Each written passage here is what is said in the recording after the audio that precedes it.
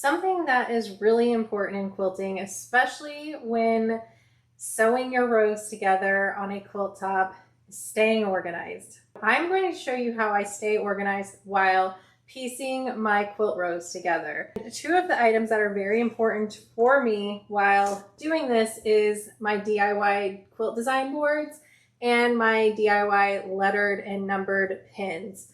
Before we get started on showing you how I stay organized, I would like to introduce myself.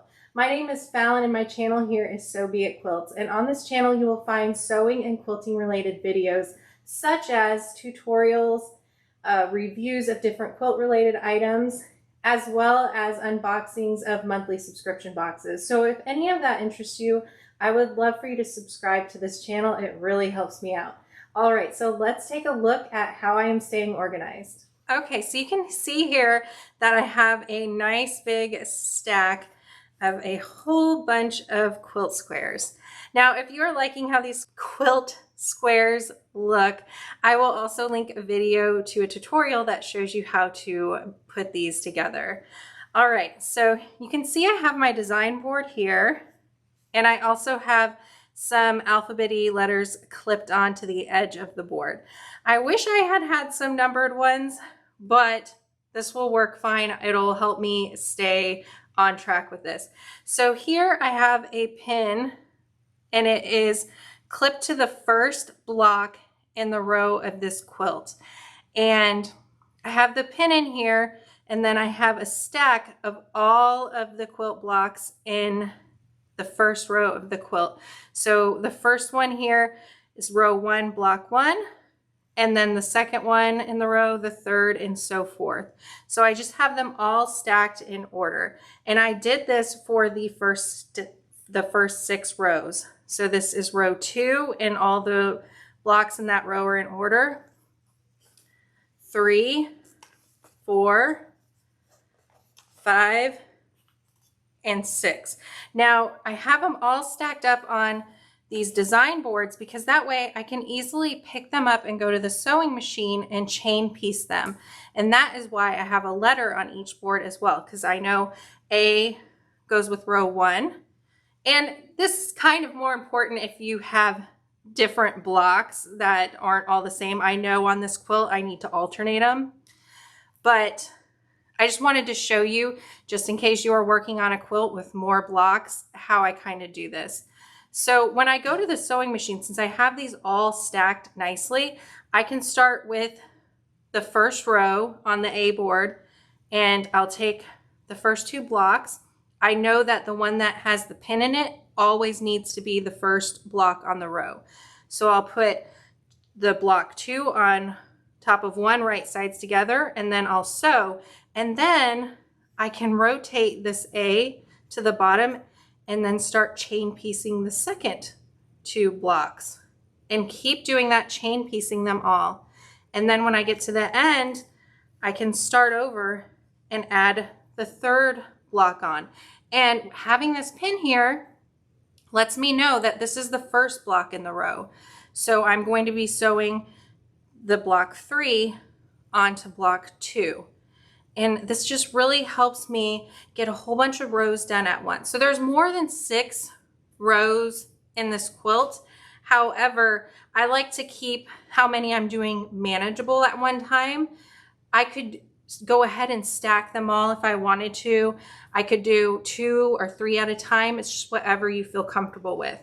Now, let me show you a little quick tip on if your blocks are different and they don't alternate like mine do.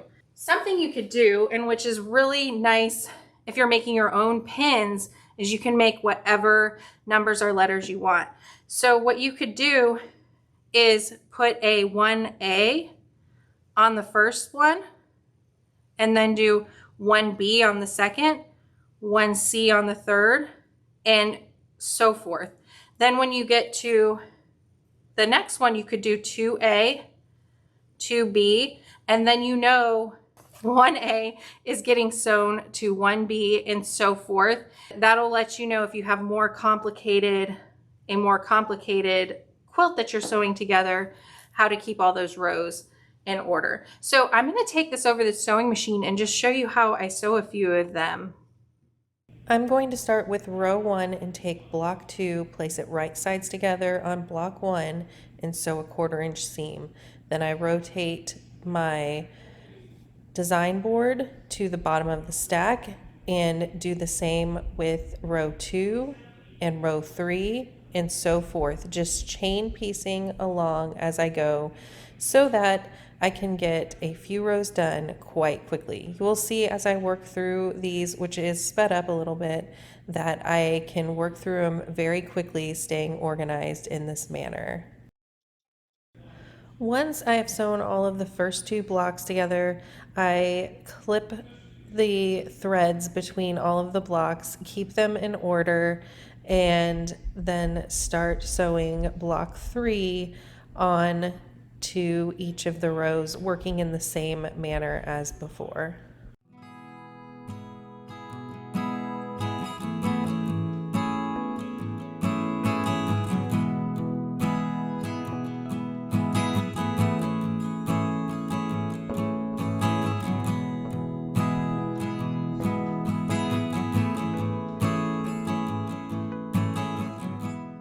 All right, so here are my rows sewed together into strips, and then now I can just sew all of the rows together, match up the seams and all that, and have a beautiful quilt.